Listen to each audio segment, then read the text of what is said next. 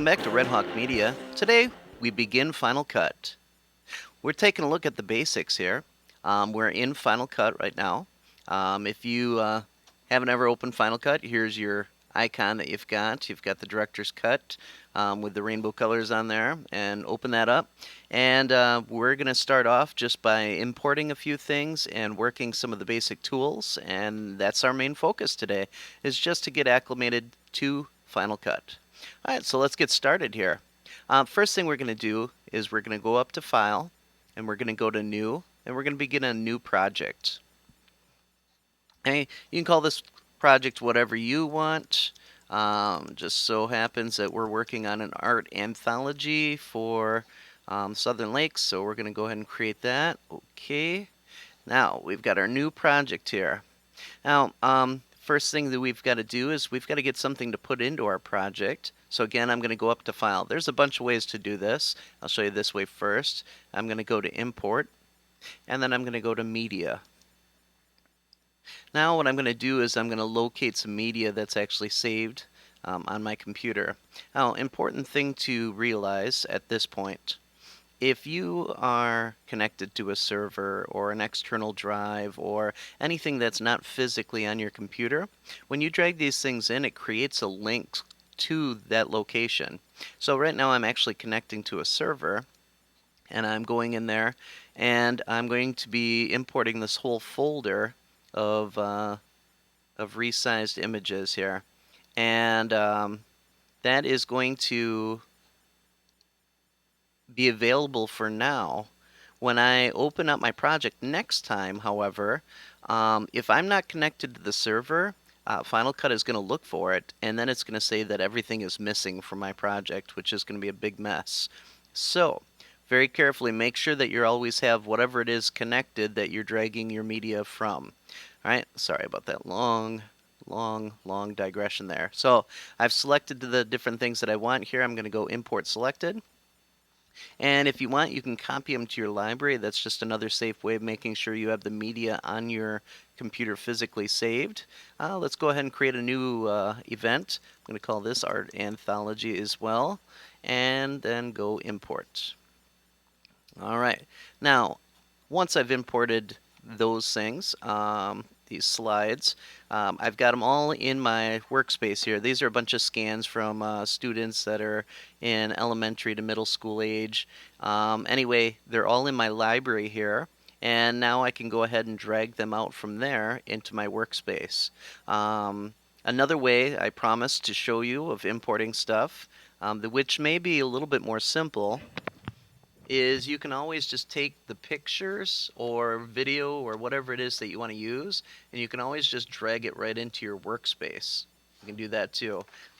You can drag it into your library as well. So wherever you get that plus sign, you can drag those things in. So if I drop that in there, now I've got a clip from one of our earlier projects with the 10-day film challenge. Okay, that poor kid is dying there. All right, anyway, you get the idea. So let's go ahead and choose a few things here. So I can select this. Now by default, still pictures will come in at a certain length, so when I drag those in, it's going to first ask me what size do I want this project to be. Now, we resized all of these pictures to be 1920 by 1080, so we're going to actually keep that exactly the same, and click OK. Alright, that's a great time for you to set up your project and decide what it's going to look like. Now, one by one, I can go ahead and just grab these images and drag them down. You'll notice when I click on an image, I get the yellow box here, and for a still image, it's a default of 10 seconds that you'll get to drag in there. And I can keep dragging these in here, one by one. Alright, now if I want anything to be a different size, I can preview it up here and cut it accordingly. Okay, but I would just keep dragging these down here. I got 4 of them down here to work with, so show you a few more things that'll be useful to you. Okay, first thing, right, on any of the actual clips themselves, I can select them down here in my timeline, and I can actually shorten them up one way or another, and it'll tell me how much I'm shortening them up as I do so.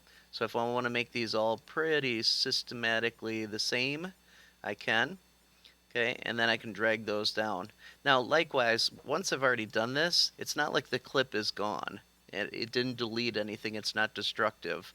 So I can go ahead and grab either end of it and I can drag that back out to whatever I need. Now, since this is still image, I can go ahead and extend it out indefinitely. If I want one picture or another to show up a little bit longer. Now, another way I can go about doing this, if I want to cut pictures at a very specific point, I can put my playhead exactly where I want it to cut, and then I can click on B for my blade tool. And you'll notice that the cursor just changed. We'll look at that one more time. A for my select tool and B for my blade tool. Okay, and now the nice thing about this is I can cut right on the playhead. Now, if yours is not snapping to the playhead, see how it's just kind of grabbing it magnetically there? What you'll want to check is over on the right hand side here of Final Cut, we've got the snapping tool. Now, if this is not highlighted, it looks like that, you won't get that action. So if I go over here, now I can very quickly, I can cut one frame off of it if I want. Okay. Now, snapping tool is handy for cutting in certain spots, so I put that back on, come over, and then I can cut. In fact, I don't need to use the playhead, I can cut anywhere I want. And now I've got all these different clips that I just chopped up here. Okay, remember if you want to get back to your selector tool, it's A, and that'll bring you back to your pointer tool here. And then you can move that around. Those are a few of the basics here.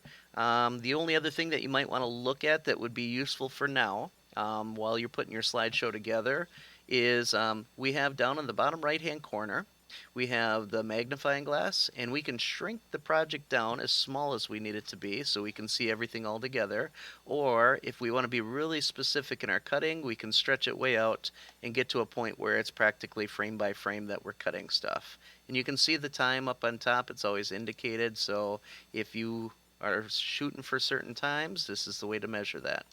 Okay, so those are some basics to get you started with your slideshow. We'll talk about a few more in the next episode, but this is a very brief intro into Final Cut. So we learned how to import, we learned how to move things around in our timeline, and we learned how to cut. Thanks again for joining us for another episode of Red Hawk Media. Bye.